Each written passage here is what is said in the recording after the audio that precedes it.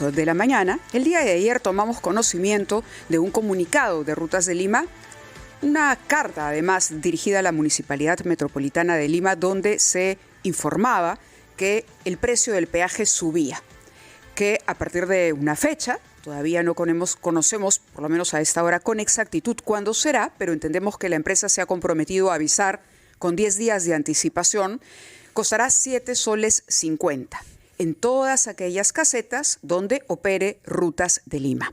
Para hablar de este tema está con nosotros el congresista de Avanza País, Alejandro Cavero. Y bueno, también en su momento conversaremos con otro congresista de Acción Popular, pero por el momento está con nosotros Alejandro Cavero. Bienvenido, muchas gracias. Hola, Mabel, Fernando, encantado de estar en RPP. Buenos días, congresista. Esto evidentemente motiva preocupación entre los ciudadanos que usan peaje, porque estamos en un momento económicamente difícil, recesión, y uno dice, pero ¿por qué tiene que subir el peaje? El propio alcalde ha considerado que es abusivo el incremento. Sin embargo, la empresa se defiende y en esta extensa carta cita artículos que están escritos en negro sobre blanco dentro del contrato. Y es más, señala incluso que ha postergado el alza porque ha tenido en consideración todos estos problemas suscitados por el peaje, pero que ya no puede postergar más el incremento porque es una inflación acumulada de 2 años. Aguer, aquí yo creo que tenemos que partir de dos premisas fundamentales, ¿no?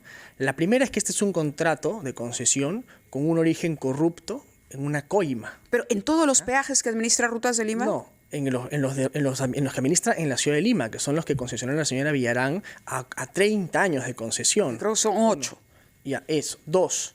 La segunda premisa es, pongámonos en los zapatos del ciudadano común y corriente, ¿no? Que tiene que pagar 7 soles 50 ahora para pasar o para salir de su casa o para viajar, y en muchos lugares de los peajes no hay rutas alternas. En algunos sí, en algunos no, ¿ya? Y que tiene que pasar hasta 20 minutos o 30 minutos solo en pagar el peaje. O sea, estamos hablando de un peaje que no ha significado un aumento sustancial en infraestructura, en vías nuevas, en anchamiento de vías. O sea, seguimos con la misma pésima infraestructura y cada año pagando más solo por inflación.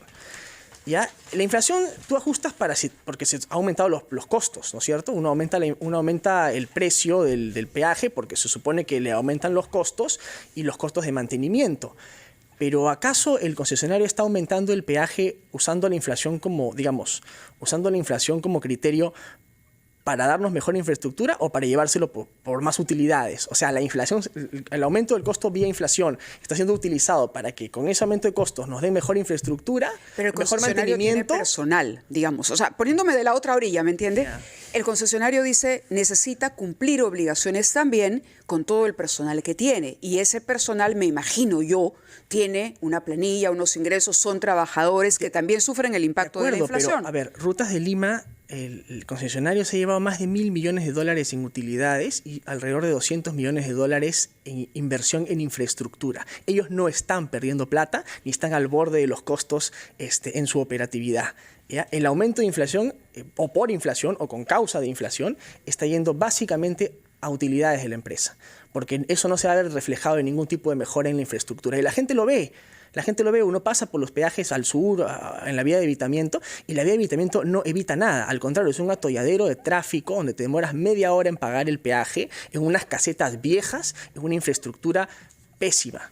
De carreteras que además no construyó Rutas de Lima, carreteras que se construyeron en los 50, en los 60, por el presidente Belaúnde, algunas, por Odría, otras, y que eran carreteras de la ciudad y que se entregaron a una empresa en un contrato corrupto, porque yo soy el primer defensor, Mávila, de la empresa privada, y de la empresa privada que obtiene una concesión a través de una licitación competitiva y un contrato que ha sido negociado en igualdad de condiciones, no con una coima por debajo en la que se negocian cláusulas leoninas absolutamente favorables a una empresa que ha corrompido a los funcionarios públicos y que nos trae como consecuencia 30 años de un peaje, ¿no? Estar amarrados a 30 años de un peaje que sube y sube cada año y nos da la misma pobre infraestructura que todos los limeños sufrimos y que sobre todo sufre la gente más pobre. En el caso de Puente Piedra, sin ningún tipo de vía alterna para escapar de allí. Para ir a salir de su casa tienen que pagar 7.50 de ida y 7.50 de vuelta, ¿no? Y 30 soles a veces para irte a la playa, etcétera.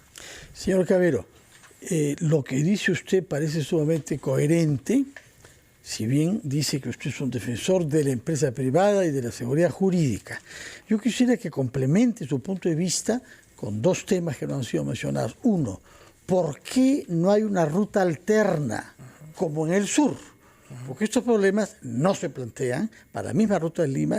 Uno puede ir si quiere y paga un peaje y va más rápido, es una mejor carretera que sí es mejor mantenida que otras, etcétera. Y hay grúas y otros servicios.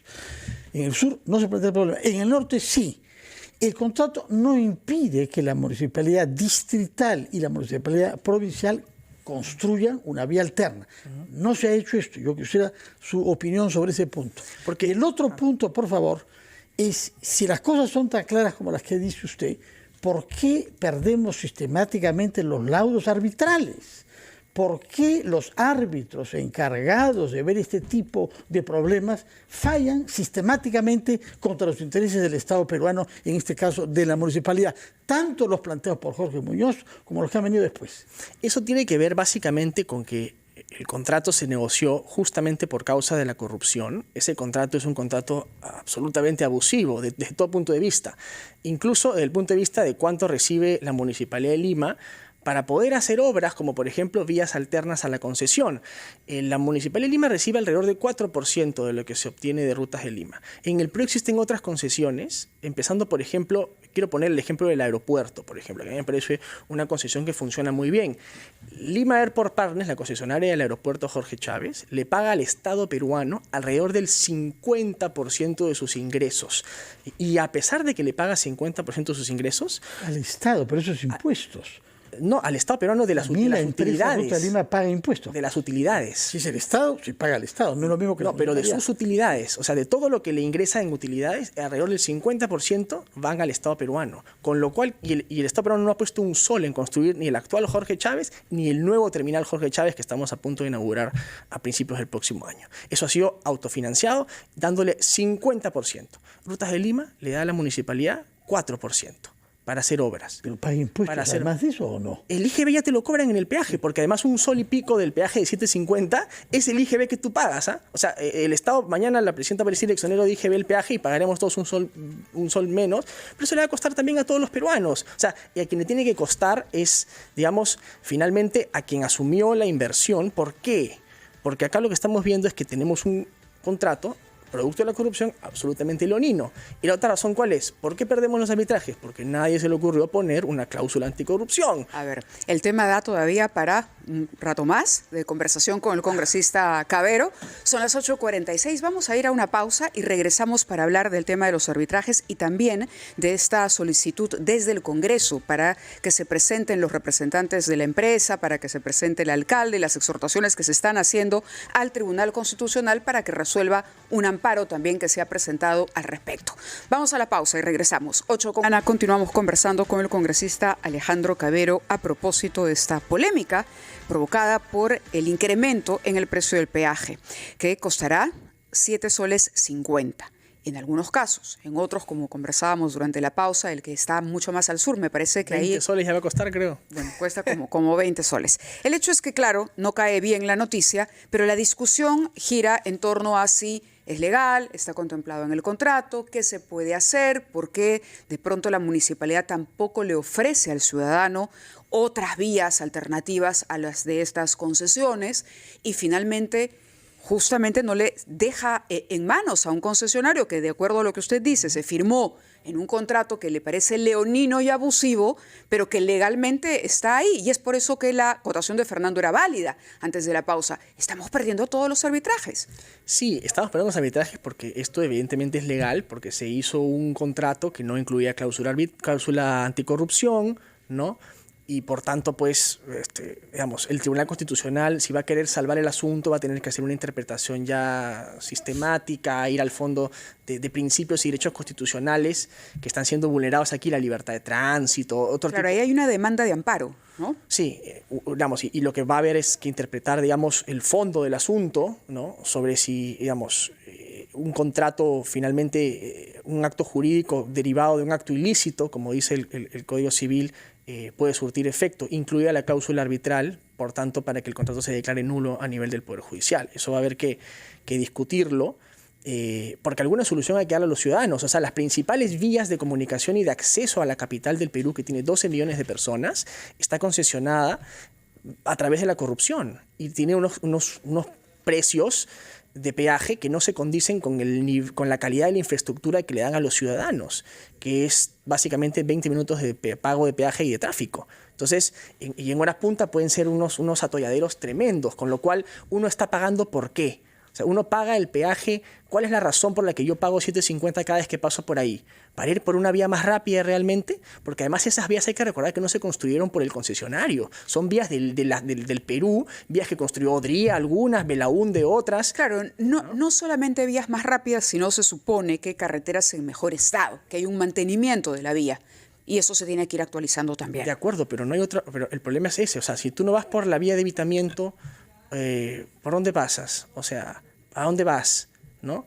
Entonces, el punto acá es, yo estoy pagando 7.50, ¿por qué? ¿Por qué servicio pago yo 7.50? ¿O por qué servicio pago yo 20 soles? A ver, acá tenemos, la obligación es mantener la servicialidad, el uso, los niveles de servicio del área de concesión. Esto implica que la empresa está a cargo del mantenimiento, la preservación, el mantenimiento rutinario, las actividades permanentes, el mantenimiento periódico, acciones programadas y mantenimiento de emergencia. Cualquier daño imprevisto que se pueda presentar en la vía. De acuerdo, pero imagínate, Mabel, esas carreteritas que tenemos nosotros de 3 carriles, ¿no? ¿Cuánto le cuestan al concesionario mantener y cuántos miles de millones de soles se lleva el concesionario en inversión?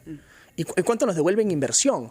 Porque con ese costo de peaje deberíamos tener pues unas supercarreteras, ¿no? Lo que pasa es que cuando se negoció el contrato, las cláusulas del contrato, que sí se está cumpliendo, eran tan, digamos, suavecitas, por ponerlo así, laxas, ¿no? Que se decía, bueno, me tienes que dar tus 50 millones de dólares en inversión. Pues no, que esos son un par de casetas, una vía más de repente, hacer un par de luces y ya, ¿no?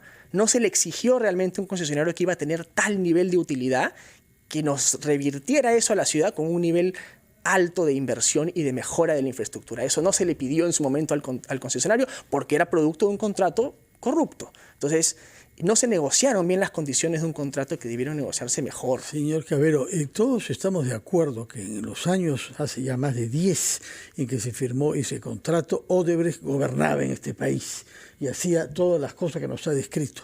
El problema es buscar soluciones hoy jurídicas que no supongan violar nosotros la ley en nombre de la lucha contra un contrato, tal como nos lo han enseñado los fallos arbitrales que se han producido ya. La pregunta sigue siendo ¿por qué estamos concentrando toda la energía en la lucha contra estos peajes y no en la creación de vías alternas? Repito, como en el sur. Hemos entrevistado ayer aquí al alcalde de Puente Piedra, que es el distrito que tiene la mayor parte de afectados por ese peaje que está ubicado ahí, precisamente en Puente Piedra. Y él nos ha dicho que han hecho un esfuerzo para pavimentar una vía, pero que requieren el apoyo de la Municipalidad Metropolitana para crear un puente sobre el río Chillón que permita una salida para quienes no quieren tomar una vía con peaje. Sí. ¿Por qué no se hace eso? Yo estoy de acuerdo en que tiene que hacerse en la medida en que esté en la posibilidad de la municipalidad hacer vías alternas al ciudadano, el alcalde debería hacer eso. El alcalde ha anunciado 60 puentes, uno de esos puede ser el puente para Puente Piedra, valga la redundancia, y finalmente poder conectar o a tratar de ayudar a evitar, digamos, no tener que pasar por este abuso o esta mala concesión que hizo la señora Villarán hace tiempo. Bueno, eso puede ser una alternativa, ¿no?